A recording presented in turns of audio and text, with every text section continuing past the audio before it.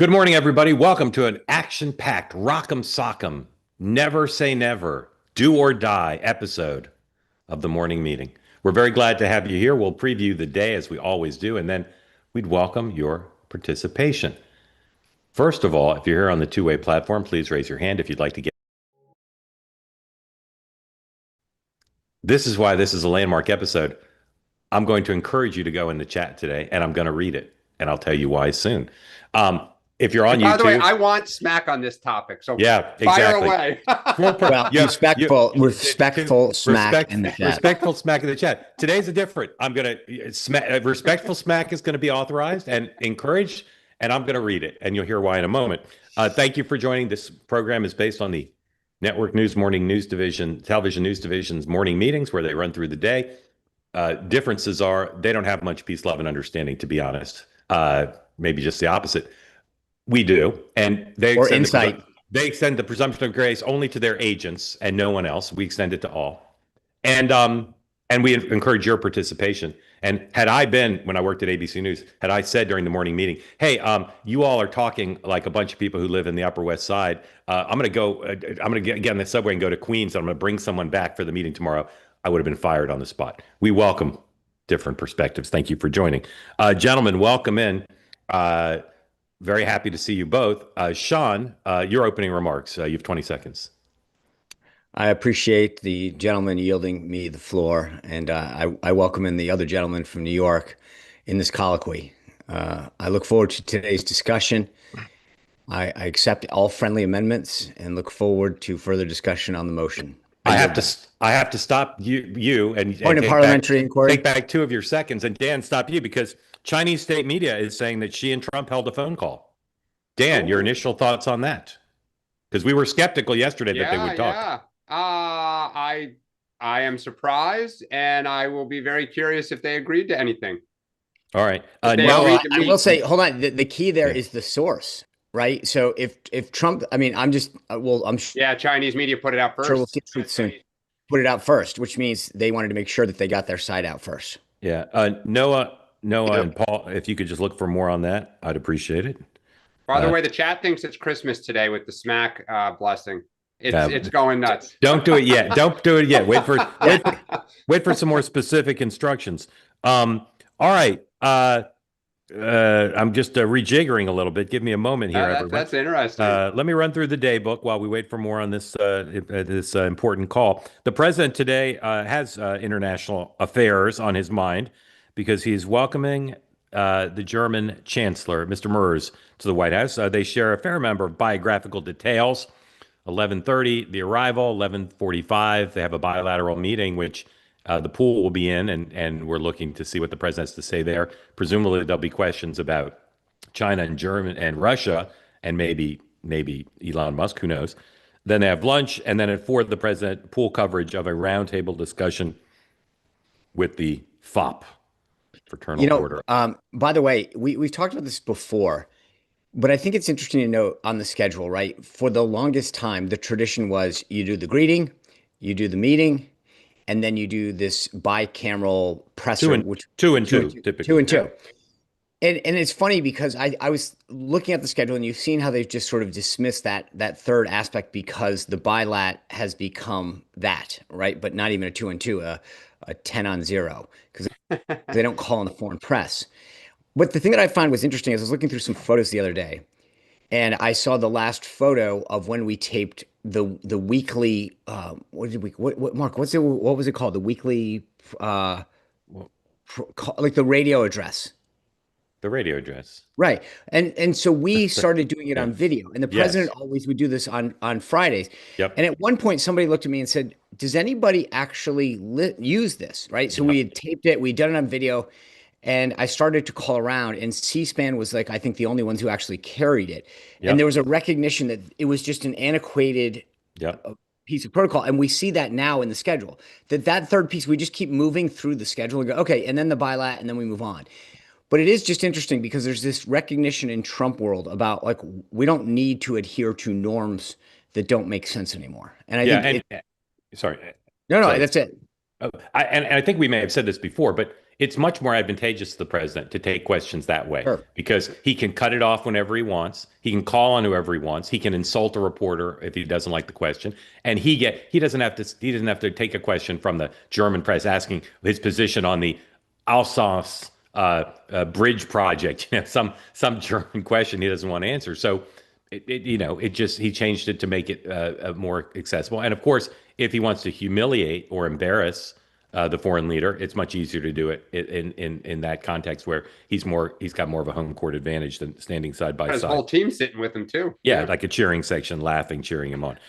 Presumably, the vice president will be in the meeting, but I don't know what he's doing today. Beyond that, AP reports also now that they're just citing Chinese state media. So we're still waiting for the American side to confirm this.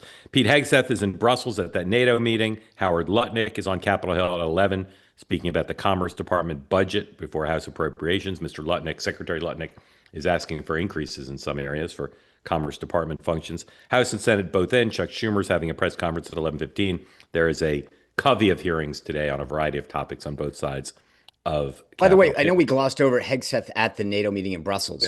Yeah. But all the sort of U.S. state media yesterday was in a meltdown because Hegseth and Matt Whitaker was, going to go in his absence, and yet he shows up, and it was sort of like, and Hegseth was there. It's just fascinating to me how sort of everyone had a meltdown that he wasn't there on day one, and what that meant consequentially in terms of NATO and the commitment, Article 5, and then suddenly it's just like, oh yeah, he's there. Yeah, I didn't mean to And gloss by the over. way, they I also didn't mean then to put gloss out over. their No, shipping I drones to the didn't Middle mean East. to suggest that you glossed over. I meant that the media glossed over in the sense that you announced his schedule, but yesterday, when the media was covering his initial absence, it was he's blowing it off. He's sending Mark Whitaker, and yet here he is there. He's obviously engaging with other foreign ministers of defense, and yet it sort of was like now it's like, well, we'll just forget what we said. I know you know his name, and I'm just pointing out it's Matt Whitaker, not Mark Whitaker. But Thank you. only because he's a friend of the show. Well, no, he's a friend of mine. I Yeah. will say I did play sixth grade soccer with Mark Whitaker.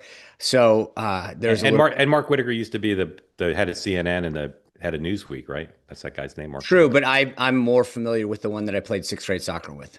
Good point. All right. Supreme Court might have some decisions today, and that's it for the Daybook. So let's talk about the meeting today with the German chancellor. Obviously, he wants to find common cause on Ukraine. Obviously, he wants to see if he can get a trade deal for the EU. Those are going to be, on his agenda. Sean, what's the president's goal today? What does the president want out of this meeting, do you think? Well, it's interesting you asked that because I think that coming into the meeting, there might have been one set of goals publicly, but I think this breaking news on the call with Xi is going to dominate it. So whatever they had hoped for yesterday, I think changed. What's for breakfast?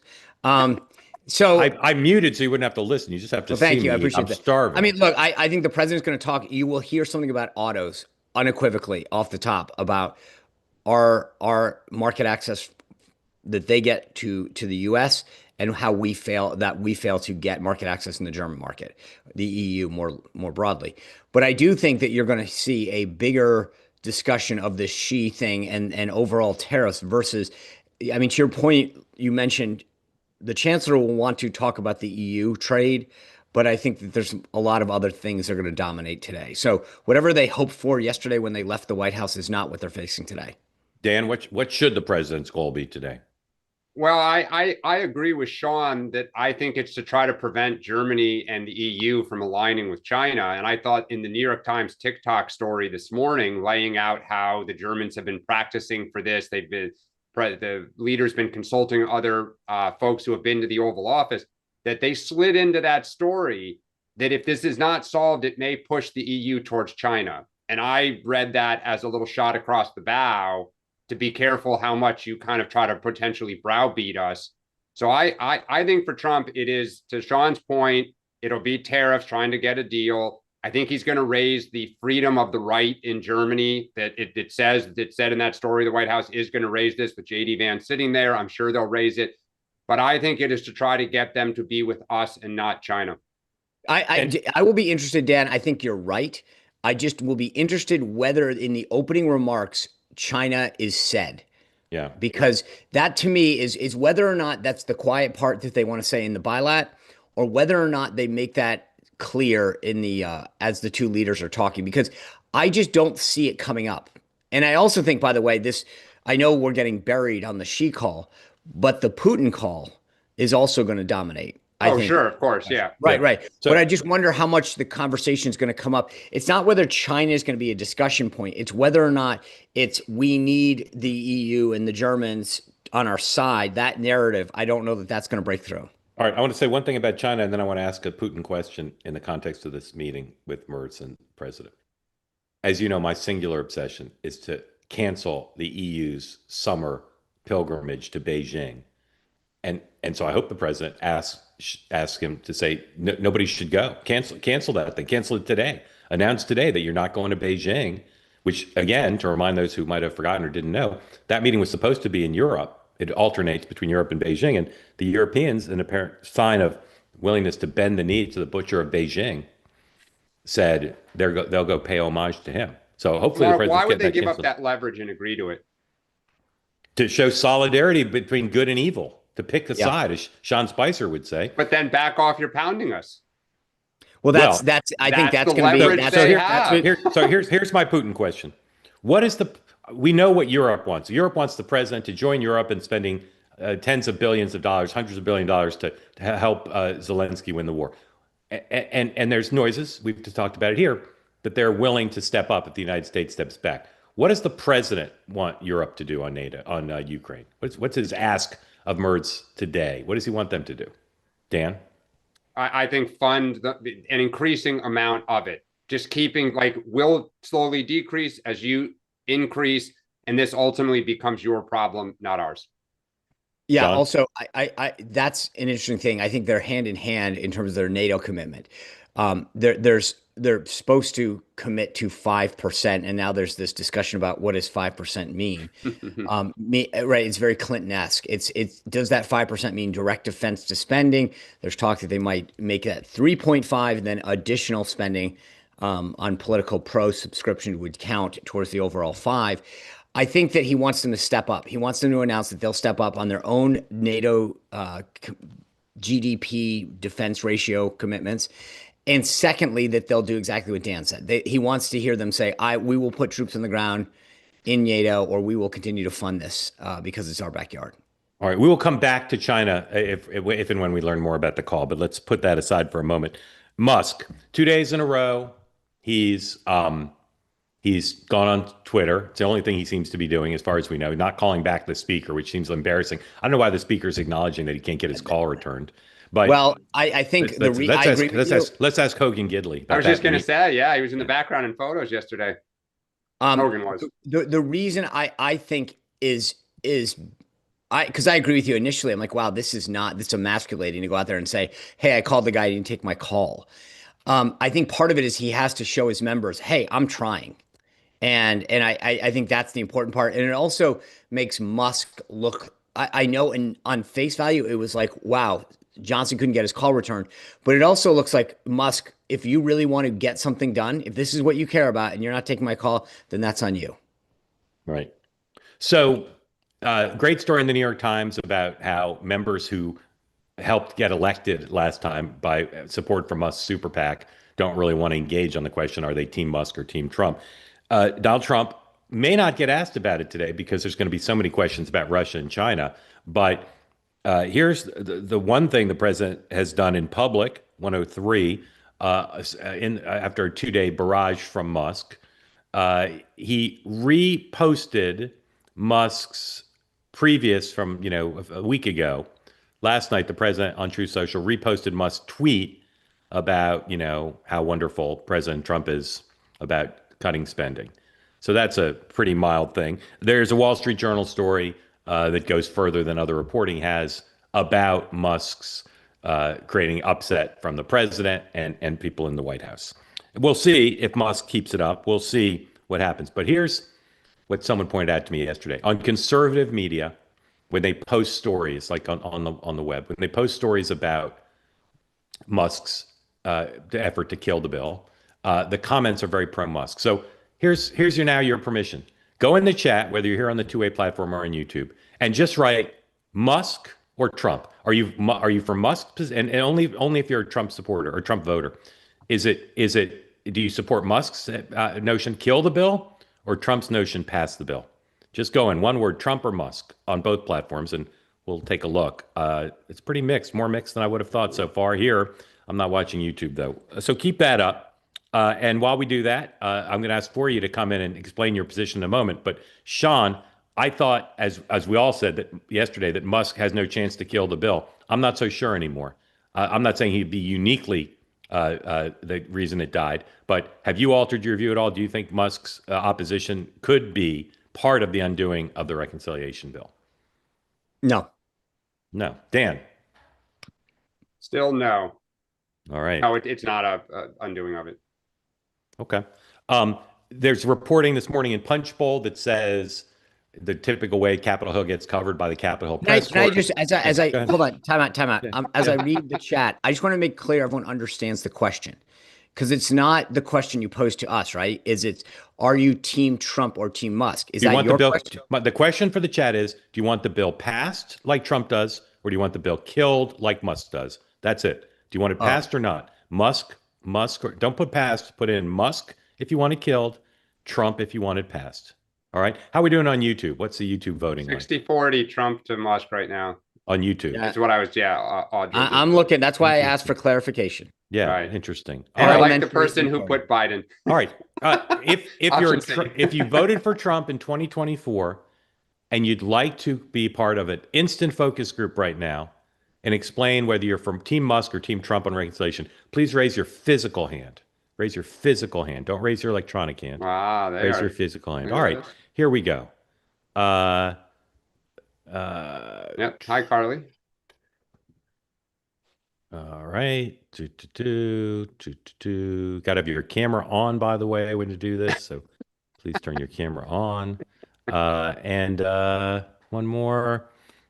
Gary, welcome in. No, Gary does not have his hand up. Gary, do you want in on this? Yes, you do. All right. That's what I thought. All right. Unmute. Let's start with Carly. Carly, which team are you on and why? She's muted. Yeah, she is. Hi, I'm with I'm not Trump. I'm with Musk. Tell us why. With Musk. Tell us why. I'm a long life Republican, but one of the reasons why I voted for Trump this time is the waste. We have a 20-year-old son. I think about his future. I think about the future of his children, the grandchildren that we may have. And I don't want them to be raised in debt and all the things that happen with inflation and waste and the money that we don't have, because you can't pick up the money from the trees, no matter what you do. Okay, awesome answer. Stand by. Hold on. Stand by. We'll get you back in. Sham Shul, is that how you pronounce your name? Yes, sir. Welcome in. Thank you for joining. Are you Team Musk, Team Trump, and why? Trump. Tell us why. Because I think that's the only way for Trump's agenda to move forward. Clear this bill, move forward, because you got to win the midterms later. Awesome. Stand by. You have the time to do it. He's also Team Florida Gators, I can tell. Yeah. Yes, sir. Tan, welcome in. I hope I'm pronouncing your name correctly. Are you Team Musk or Team Trump, and why? Team Trump. Tell us why. The same thing like the other gentlemen. I would love to have, what we want from, like Musk said, but we got to move forward with the tax cut and all the things that we need to do. So that's the reason I want Trump when the bill passed. Yeah. Okay, one more, and then Sean's going to take over here moderating. Gary, Team Trump, Team Musk, and why?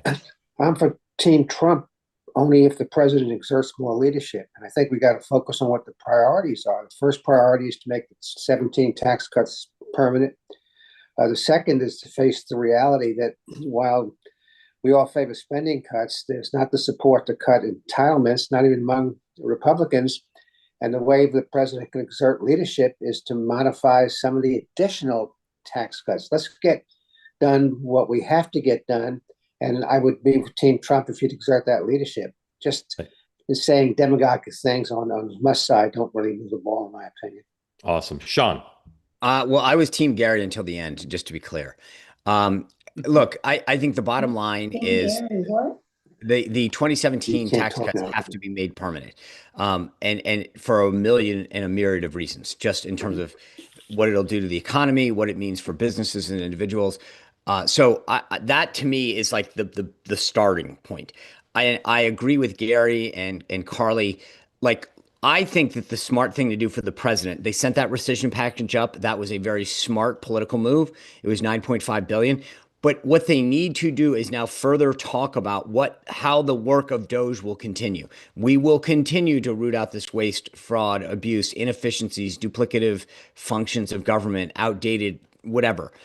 They need to fully talk about, say that out loud, like, which is, hey, look, this bill is what we can do at the moment, but it's only step one. And then the work of Doge, the work of cutting waste and spending continues. If they can actually tie those together, then I don't even think there's a Team Musk. I think Team Musk is just people are saying, hey, Mr. President, I'd like you to do a little bit more. So that's where I am. And I think, as you can tell, most people, like, there's, you know, the first part, continuing and making permanent 2017, I think is a given for everybody that's on Team Trump. That there's no question about that. The only people that I see are for Team Musk are the people who are disappointed at the extent that the savings are included in reconciliation. And so the White House should easily correct that by announcing their next steps to continue that vision that the president gave to Elon to carry out. So I think this is actually, in my opinion, an easy problem politically to solve. And then I'm full Team Gary. According to Audra, the YouTube survey is running about 60-40 Trump over Musk. Dan, either comment or question for our group here. To me, the problem is Trump does not believe in actually dealing with the debt and deficit. He just fundamentally, he didn't in his first term. He absolutely blew a hole further in the debt and deficit. I mean, I agree with you, Sean. I think where the frustration comes from is, and we hear this on the platform a lot on all these issues, is this is our chance. This is our moment. Trump is at maximum political power of any president, maybe in the last like 30 or 40 years. He's got a completely compliant Congress, and they got the majority. But yet he does not believe in any of this. So we've talked about this on other issues in the past. Donald Trump has his finger on the pulse of the American people better than any politician of either side. Yep. I would actually say more than Bill Clinton, although in the same league, right? And for that reason, I've got to believe that he's hearing this. When I talk to members of Congress in the House and the Senate, they both say, I told the president about the spending concerns I have. He sees it, he hears it, he understands this more than anybody else. So that's why I believe that he will start to talk about the spending cuts and the future spending cuts and the future role of Doge going forward, because I think he knows how to. He's never campaigned on debt and deficit, and you're right about that. But beyond that, this president gets where the American people are more than anyone else, and he hears the conversation that we're having now in a number of ways. And so I will be actually a little shocked if we put a pin in this, and next Thursday we're not talking about how he's been communicating this through Truth Social and other ways. All right, as we bring in some more folks, or actually go back to our conversation, I'm gonna ask each of you a question, and it will be, what would you say to the person on the other side? So, Carly, if you were talking to President Trump, what would you tell him? I would tell President Trump that I believe that we're ready for a third party in the country that would really tackle waste, like Karine Jean-Pierre. No, please, never in this world. Never. Okay. All right. We need more than one person in that party. Shamsul, what would you tell Elon Musk if you had a chance to talk to him about the reconciliation bill? Be realistic. Politics is difficult. Good answer. Chen, what would you tell Elon Musk? Be patient. Gary? Focus on priorities.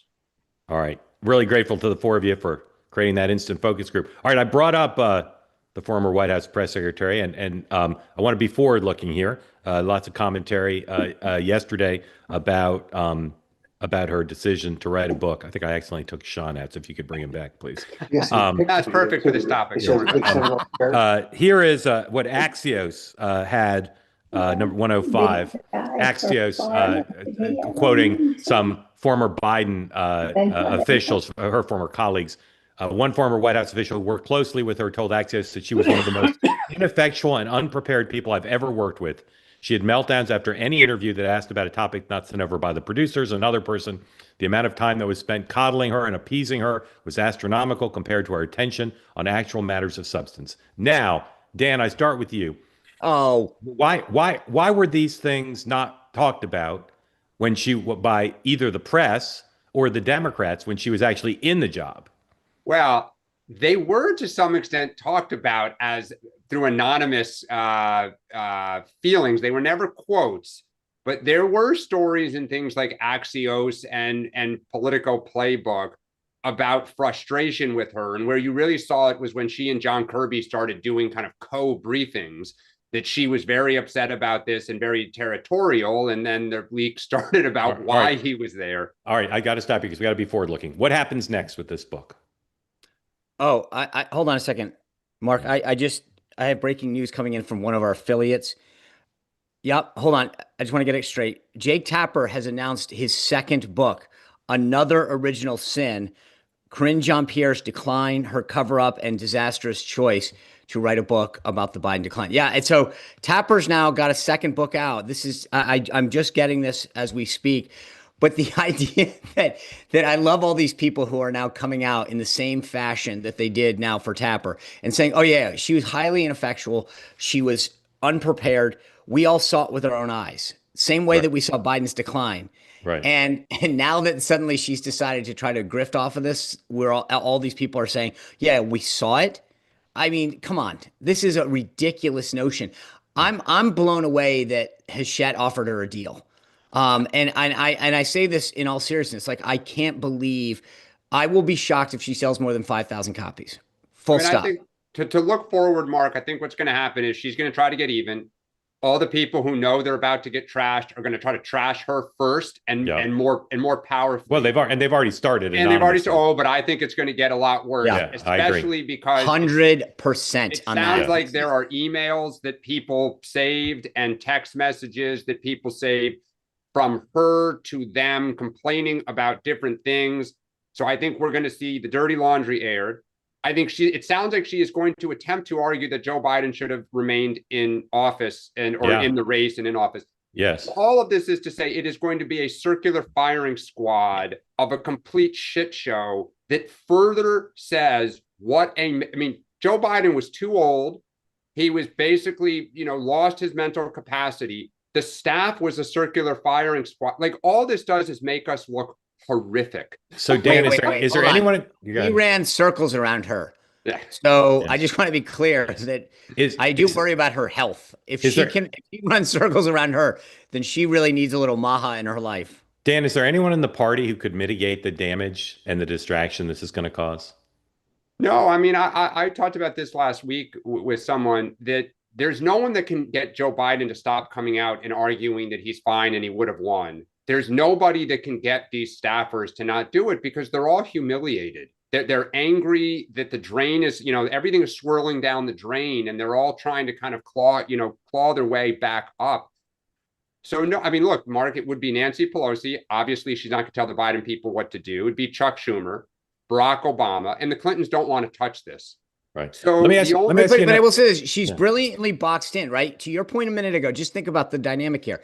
If she does argue that Biden should have stayed in the race, Team Biden and those around him at the senior level can't go after her because she's saying nice things about Biden. Yeah. But she's going to go after Anita Dunn. She's going to go after John Kirby. She'll probably go after either Klain or Zients. Who knows, Ricchetti or Reed or whoever also undermined her. But this is, to me, yeah, thank you. This is literally a grievance fest that manifested itself into a book. And I think that what she's done is, and this happened in Team Trump in the first term to some degree, which is, if you're able to say, but I don't go after you, or, I said nice things about the president, it kind of creates this interesting dynamic where you can't be that critical because they say nice things about the number one person. Okay, let me ask you one more thing about Joe Biden. Donald Trump has attacked on personal and professional terms Joe Biden constantly throughout his time back in office, constantly. And The Biden people normally refuse to respond at all. When Donald Trump last night said, I'm ordering an investigation into Joe Biden's the use of the auto pen under Joe Biden. Not only did the Biden team respond, they put out a long statement from President Biden vociferously denying that he was not the one making decisions in the administration. Sean, what's your theory about why this particular action produced a robust and on-the-record response from Joe Biden? Well, first and foremost, because if you don't, you're talking about not just undermining his legacy, but all of like potentially the actions that he took. You're saying those weren't legitimate and they need to be very clear. I think this is fundamental to his entire legacy writ large, but also to the specific actions he took. If they can poke a hole at it and say this pardon, this bill, this executive action he wasn't aware of, then you're starting. I mean, the house of cards starts to fall. Well, but Trump has said a million things like this. Yeah, it's so fascinating they picked. I mean, first off, I just want to say that the auto pen thing is complete and utter nonsense. Every member of Congress, every president uses Dan, I can't believe you're saying this. I cannot. That is not the issue. That is a red herring for the Democrats and the media. No, it is a red herring. The question is it okay to use the auto pen? That's not what Donald Trump is arguing. But I cannot believe you are parroting this line. I'm truly shocked. Truly. About what? You went down the road that the media trying to protect Joe Biden is using, and that Joe Biden and the Democrats using. They say the auto pen is commonly used. Well, of course it is. That's not the issue. Send a wedding. I hear or there's birthday. There's the was he fully aware and functioning and making decisions? That's the only issue. That's the only issue. But Donald Trump is not saying how dare he use the auto pen. Right. That's exactly he's actually what admitted to using it. No. He's saying the first thing. He's saying is the auto. He's alleging without evidence, but that doesn't mean the press is now back to saying without evidence. Well, it's true, it's without evidence, but it doesn't mean the press shouldn't be digging on it if they think it's possibly true, and it could be true. I don't know. But Dan, but point is, it's not two issues. It's not. Is it okay to use the auto pen? And was the auto pen used without his knowledge to sign things that other people decided to sign? That's the only issue. The question of is the auto pen commonly used is not at issue. But Mark, I 100% disagree with you, because there are decisions made throughout White Houses, throughout congressional offices, without the principle in which an auto pen is used. It happens. Donald Trump is not aware of every single thing going out of the executive branch that has his name on it. There's no way. Okay, right? so now I apologize. Hold on. I apologize to you because you're making a different point. You're making a third point, which I've not seen in any of the coverage. You're not saying is it okay to use the auto pen. You're saying it is regularly the case that auto pen signatures are affixed to decisions that the principals don't even know is happening. Correct. That's what you're saying? Sean, is that true? I will tell you, having worked for two presidents, I think Dan might be writ large, right? But Donald, you would never make a decision in Donald Trump's White House of consequential matters without him knowing. But Dan, are you talking about signing a constituent letter? Well, no, but this is my point. To me, the question of was Joe Biden making what I'm going to call macro decisions? Totally legit. Absolutely, we should be having this debate. I think there should be maybe even congressional investigations. Whether or not, because the way I keep reading this is they're talking about what was the auto pen used to sign, A, B, C, and D. And my point is the auto pen, and even forget the auto pen, because now most of it is you sign, it's saved on a inbox on a server, and you just attach the way we all do if you sign documents. They just put signatures on it. That latter part happens throughout government all the time. Okay, but Dan, I will say this. I actually know during the first term, there were instances in which the staff secretary or their designee flew consequential matters. To be signed. The president in I agree, person. macro. Okay, but there's a recognition legally. And it wasn't just because Trump, they wanted to make sure that it had his specific signature on that document. I get it. When you get the thing that says, hey, congratulations, Dan, on your birthday, Melania and I send you the best wishes as you celebrate this year. Yes, that's digitally affixed. Let's talk about pardons, because there's some analysis out there that some of the pardons that Joe Biden signed, he did not sign. Is that okay? In other words, if they say, Mr. President, here's a list of 20 people you say you want to pardon. Can we go with it? If he says yes, does he have to sign 20 pardons, or can the saved signature do that? I don't know what the legality Sean? of that is. So the answer, I've actually asked this question of attorneys. Legislation must, if you actually look at the Constitution, must be signed by the president, which is why this White House, term 1, term 2, have gone above and beyond to make sure that they physically hand him the document. There is some question about other executive orders or actions, whether or not, and on pardons, the Constitution is clear. It just say the president shall. It doesn't say he must sign. So I think the question on that we're asking, or the White House is really getting at, is a broader question of intent. Right? Does that matter that he knew? So it's not does the auto That's pen legit. That's totally legit. exist. Yep. If you literally had somebody hack your computer because you were renegotiating your mortgage and hit DocuSign and said yes, yes, yes, yes, you could argue, I believe, and I'm not a lawyer, legally that you did not sign that document, even though it's a DocuSign. And I think that what the White House is getting to is was he aware when he made pardons or other decisions of what was happening in his name? Yeah, right. And that's so legit. Dan, Yep. yeah, Dan, did you accept my apology?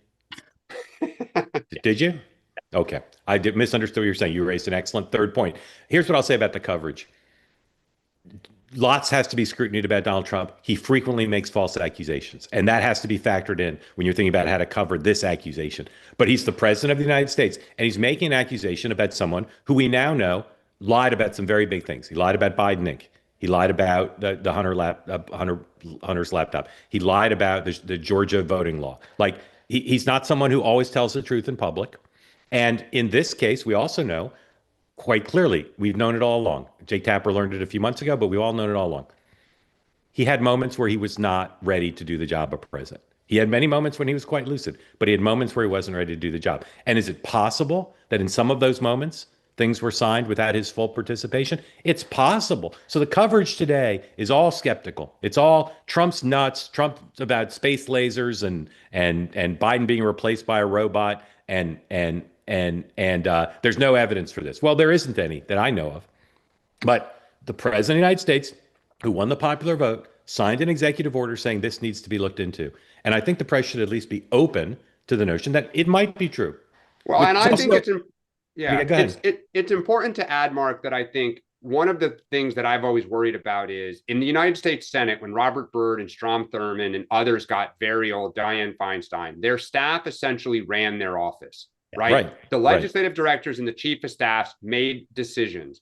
And you would literally kind of wheel the member out and say, you're going to vote yes. They didn't really know what they were voting on. Decisions were made about the district and about bills without their consent. Totally. I've always worried that Joe Biden, who came out of that institution, who was very friendly with these members, thought, I may be declining, but there's a playbook to manage this where I'm still present, I'm still the president, but my team will make the decisions and carry the ship forward. And if that happened, then it is what you guys are talking about, which is the staff might have started to make decisions that he was not fully aware of, and that would be a scandal. Yeah, raise your hand if you want to get in the conversation, Sean. Two points in this. One, we continue to have this discussion like we're checking in our aunt at a nursing home. Are they having a good day or a bad day? Like that's what you talked. I mean, that I literally think that's what people call the nursing home to find out, are they having a good day? Oh, cool. I'll come visit. No, not a good day to visit. This is the president of the United States. And to be forward looking on this beyond the investigation, if the president and this White House can ever make a decision, or can, when they remember, James Comer has subpoenaed at least 5 Biden aides to come in, including Kevin O'Connor, the doctor, and some of the First Lady's chief of staff and some other deputy chief of staff. If those folks at some point even hint that, well, yeah, I did it and I didn't know it. Remember, this is like when you hear about like a DA's office being prosecuted because the crime lab didn't have everything together, and they say if you lose this case, you throw out all the other cases because now they're going to argue that everything's tainted. If they can at some point prove that there was any instance in which Biden didn't know that his name was being used, I think that you're going to see a whole new set of lawsuits arguing that certain laws and actions were not legal. Well, to that point, thank you for the text. In January, Fox News reported that Speaker Johnson recounted a meeting with Joe Biden from early last year when the president appeared to forget he signed an executive order pausing the export of LNG. So we'll see.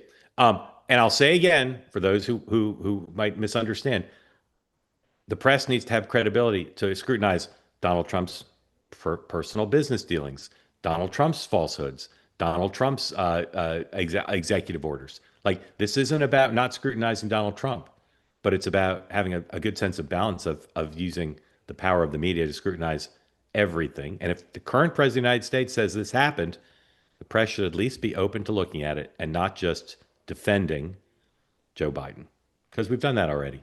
See how it went. All right, time for your questions. Please come in. Tell folks who don't know where you are, what's on your mind. And we'll start with Drew. Drew, welcome back. Can you hear me?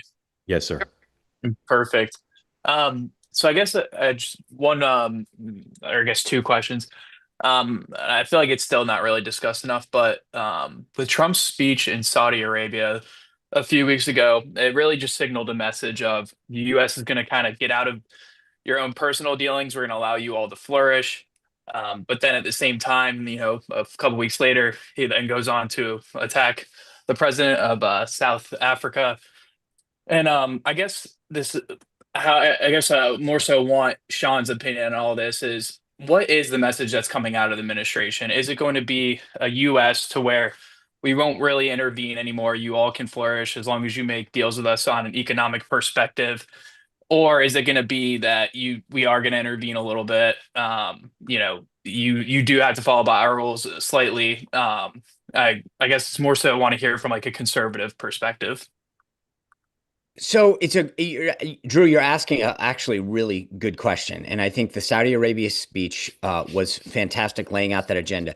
There's an interesting, and I'm racking my brain. I'm sure somebody can come up with this, but there's a difference between intervening in our national security interest or in our national interest writ large, whether it's economic or military, and putting boots on the ground or whatever. And I think that's the difference. America first isn't whenever there's a problem, we send a bunch of troops, we put our people on the ground to solve your problem.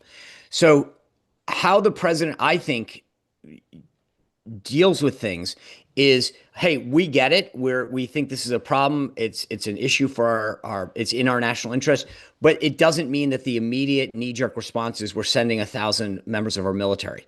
That's where America First, I think, comes into play, and where in the past it's been, you have a problem, we'll send you our folks. And I think that, but President Trump still, that doesn't mean that he won't intervene or do what's in the best interest of the country. I think it just means that we're not going to send you a boatload of cash and a ton of folks in our military to defend you if you have a problem. Dan. I think, Drew, what you're talking about, though, is Trump saying, or the president saying of the U.S. to a country, you need to have better human rights, or you need to treat us better, or whatnot. Look, Drew, I think he's totally inconsistent. I mean, we talked earlier about Germany, where J.D. Vance went and said, you need to allow the right parties to not be banned. You need to bring them into their government. You need to listen to their concerns, very much meddling in their domestic politics, very much telling them how they should behave, because the groups that Germany has had concerns with are, kind of the right. And obviously Trump comes from the right. But then he goes to Saudi Arabia and he's like, yeah, you guys don't you say bad things about women or gays or minorities or whatever. Like, we're going to do business with you, right? Like, it's not our concern. It's realpolitik. So I think it's totally inconsistent. It's about, for Trump, doing deals that Trump thinks serves America. Yeah. And one other point, too, is, especially with these tariff deals, is I think the overall concern, Dan, you bring it up constantly, is essentially Europe, or other countries cozying up to China.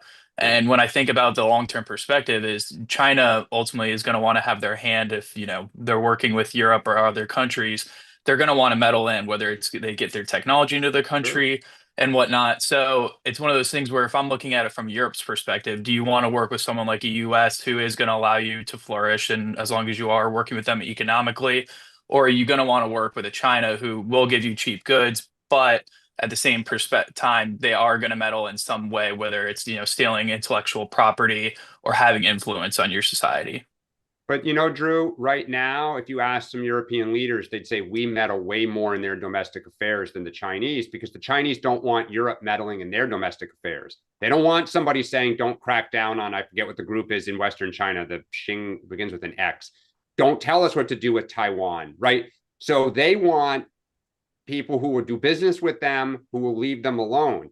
And the way a lot of the world looks at it is the Chinese are predictable because they don't want chaos and they don't want trouble. We're going through a lot of chaos. Could be good chaos for the United States, but they don't view it that way. Drew, thank you. Grateful to you.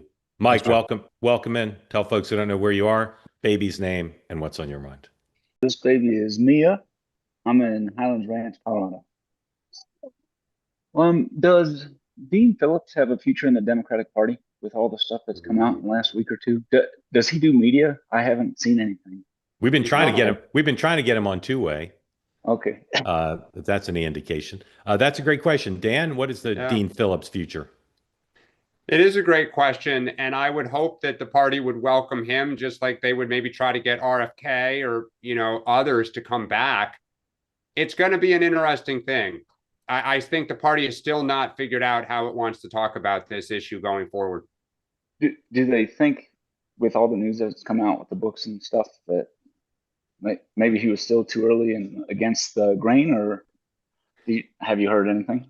Yeah, I mean, look, the bottom line is no member of Congress likely or leader is going to come out and say, you know what, you're right.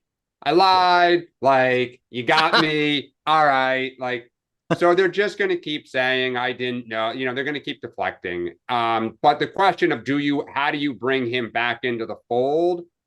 I'll be curious if some 2028er doesn't try to get him on board, because it would be a little bit of a signal. I think Dan's point's spot on, right? If you bring him back in the fold, there's a tacit admission that he was right and you were wrong and that you lied. So I think that Dan's point, they don't need a reminder, and Dean Phillips is a reminder of how they got it wrong. So in their mind, it's I don't think he's getting on any Christmas card list anytime soon. Mike, thank you. Grateful to you.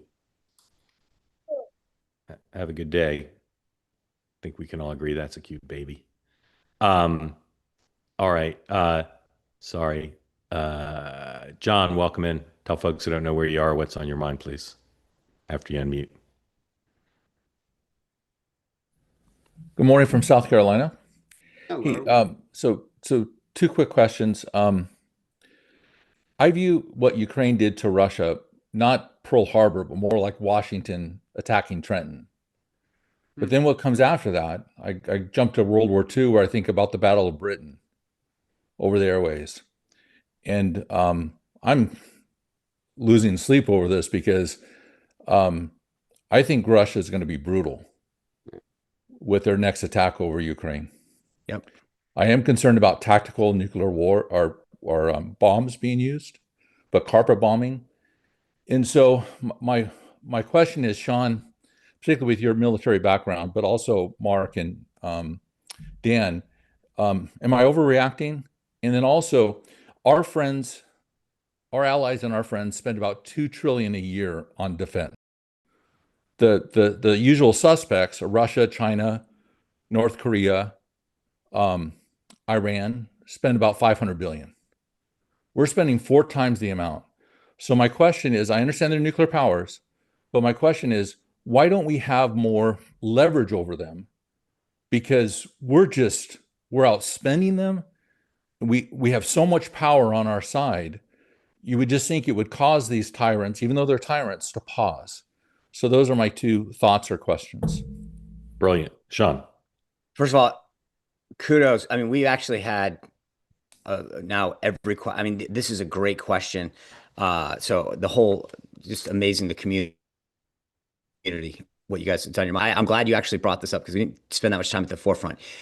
No, you're not overreacting. And that's the dirty little secret that no one wants to talk about, right? Part of the reason that we never, going back through Biden, is part of the reason that Biden didn't equip them the way they wanted was that Russia made it very clear, if you're complicit in allowing them to hurt us in big ways, then we will view you as a target. And when you have a nuclear weapon, as Russia does, you have to be very careful about how this thing escalates. And that's in the back of everybody's mind, which is, if this goes out of control, does Putin just say, Katie, bar the door, let's go? And that's literally what I think everyone has circulating when they think about how you go tit for tat on this thing, is that there's a way this escalates beyond or out of control in exactly the way that you're talking about, John. And I think that's the dirty secret no one wants to talk about, because hey, we could give Ukraine the weapons. Russia will know where they got them from. And then what do they do? And how does that affect us? So you're asking the absolute right question. The second thing is, look, one of the things about the budget that gets skewed is you can spend more. Dan brought this up months ago. If I can buy a drone and equip it, I can hit your billions of dollar, multi-billion-dollar carrier or destroyer or LHD or whatever, and inflict damage. So it's not just the number in asymmetrical warfare anymore, the way that, I mean, look at what Ukraine just pulled off in the last couple of days. Look at what Israel pulled off with the pagers. The issue these days isn't just how much you spend, it's what you buy with that money and then how you'll use it, right? So why are they worried? Because we don't just send a fleet, part of the fleet, into the seventh area of responsibility and say, Seventh Fleet area of responsibility, and say, hey, we're just going to shut you all down. That's not us. So I think part of it isn't just the money we spend and what we have, but what you do with that money and how you'll use it. Dan. Yeah, I agree with Sean. We just are not, to confront one of our adversaries, we would have to move all these assets there and then stomach potential losses. I mean, if you're going to send in the troops against the Chinese, be prepared to lose hundreds of thousands of American soldiers. And for what, right? For Taiwan? So I think we have a big military. We are transitioning to new weaponry. There was a story this weekend, I think in the Wall Street Journal, that we have 10,000 Humvees, and the military's been asking to stop the Humvee production now for a decade, but there are a lot of members of Congress in whose districts those are made, so they don't stop it, right? But we're spending hundreds and hundreds of millions of dollars for weaponry that the military doesn't want. John, well, go ahead, John. No, thank you. No, thank you. I do wish, I know we all do, that I wish we would give our enemies would have more pause when they're dealing with us, considering what we could do to them. Yeah. But thank you, guys. John, grateful to you for coming on and really admiring of your passion on this and your clarity. It's really quite something. So thank you. All right. Dr. John, welcome in. Thank you for joining from Tennessee. Oh, he's outside. Palantir. Outside.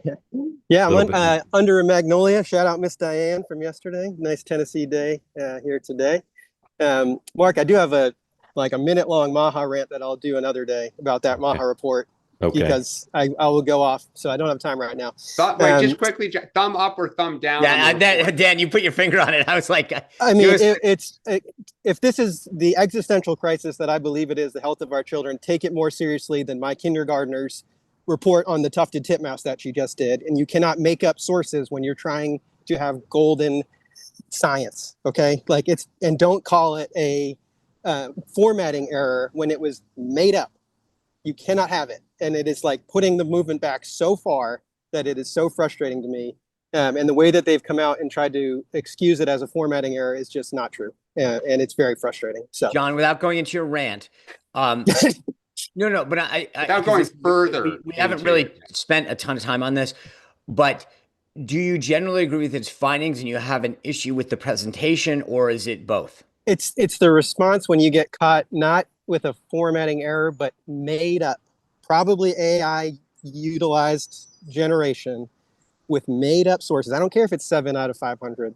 come out and be humble and be what you didn't want the Biden regime to be. Be the humble, introspective, we made a mistake and we take this so seriously as all the Maha parents who voted for us. And that is what's frustrating. And announce, we understand how this happened. The people who are at fault have been fired or reassigned. Absolutely. And it will not happen again. And we apologize to the American people because we are playing with fire with a movement that's so important to so many people. When everybody is looking for this. We violated your trust. We know how important the movement is, and we know we can't make mistakes like this. That would have been nice. Would have been awesome. So anyway, real quick on Palantir. Dan, this is now the third day in a row, I think, that a youngish male has come on to talk about Palantir. So you might be able to save 20 million and just ask the two-way community. But I don't know if there's any other Lord of the Rings fans. Palantir was a all-seeing technology invented for good and used by evil for evil purposes. And they named their company after that. And I don't know why the Democratic Party, you talk about getting RFK voters back. You could get RFK, Tulsi Gabbard, and Massey voters back by talking about this very issue. You've got everything that the Republicans said that Soros has been. I can't think of a more consequential figure in federal politics than behind the scenes than Peter Thiel right now. I mean, he has Palantir, he has JD Vance, he has the PayPal mafia with David Sachs. And I mean, for a generation of people who grew up with the lies of Iraq, who grew up watching Snowden's, not to get into treason or not, but what he revealed, I know it happened mostly under Obama, but this is a bigger issue than I think we're giving it credit for. And why are the Democrats not all over this if they want those voters back? Dude, you're the most interesting doctor since Julius Erving. That makes me not, yeah, sure. Yeah. That's street cred. That's a compliment. Gentlemen, we just got like 90 seconds. Who wants to respond to that? Incredible. I'll just say both parties are invested in not challenging Palantir, but it's not Palantir. It is data aggregation.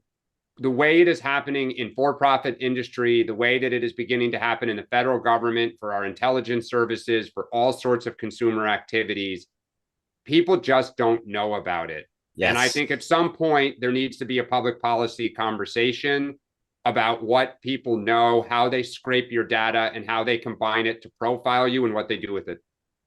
So Sean. I associate my comments with the gentleman from New York because that's right. It's one of the things, and Mark talks about this here and there, and it can't be overstated. What the problem generally is that if reporters don't understand it, they won't cover it, and therefore that's part of the problem. Is that they don't understand it, so therefore they won't cover it. Did we not get to talk about the New York City mayor's race? Did we skip that? No, I wasn't going to bring it up. No. I didn't think you two wanted to talk about that. No, we did. Actually, it's super fast. I did. We ran out of time. Yeah, super fast. Is AOC going to endorse? She endorsed this morning. Oh, there you go. All right. Yeah. All right, John, thank you for joining. I'm grateful to you. All right, we'll talk about that tomorrow. We'll talk more about China tomorrow. By the way, she probably has a bigger impact in her endorsement than Elon does over the reconciliation bill. Maybe. Oh, that's an interesting idea. No, I don't think there's any question.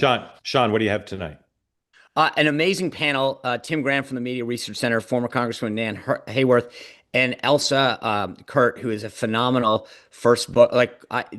And by the way, this is all I'm going to say. At the end of the show, if you want to know if Kamala Harris will run for president of the United States, we have a special guest that's going to answer that question. And that's all I'm going to say. Give my best to Nan and to Doug. Dan is on Laura Ingraham tonight. All right, correct. Let me tell you about some two ways. 4:00 today is episode 2, season 1, episode 2 of the group chat. Bacha, Dan, Nina, Emma, and Robbie.